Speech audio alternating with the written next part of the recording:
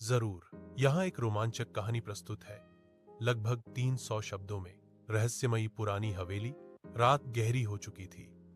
पहाड़ियों के बीच बसे छोटे से गांव में अचानक तेज आंधी चलने लगी।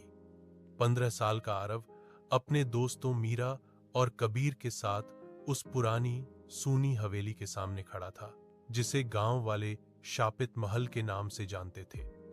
कहा जाता था कि उस हवेली से रात के समय धीमे बांसुरी जैसे सुर और किसी स्त्री की दूर से आती सिसकियां सुनाई देती हैं।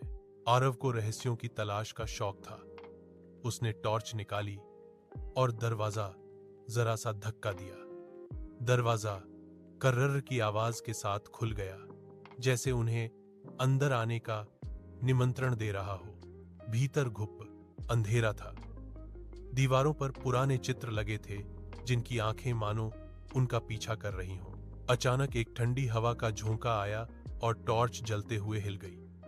कैंडल जैसे किसी प्रकाश में उन्हें सीढ़ियों के ऊपर एक धुंधली आकृति दिखाई दी। वह सफेद साड़ी में थी, पर चेहरा दिखाई नहीं दे रहा था। मीरा का दिल धक से रह गया, लेकिन आरव ने हिम्मत रखी और आवाज लगाई, कौन है आप? तभी वह आकृति बेहद धीमे सुर में बोली, मदद करो। तीनों भयभीत नजरों से एक दूसरे को देखते हैं, लेकिन भागने के बजाय ऊपर की ओर बढ़ते हैं।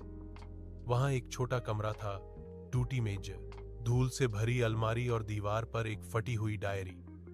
आरव ने उसे उठाया और पहली ही पंक्ति ने उसकी रूह कंपा दी। मेरा नाम आर्या है। इस हवेली में मुझे जिंदा दफनाया गया था। और उसी क्षण कमरे में दरवाजा जोर से बंद हो गया। टॉर्च टिमटिमाने लगी और कानों में फिर वही दर्द भरी आवाज गूंजी, अब मेरी कहानी अधूरी मत छोड़ना। अगर चाहो तो मैं आगे का हिस्सा भी जारी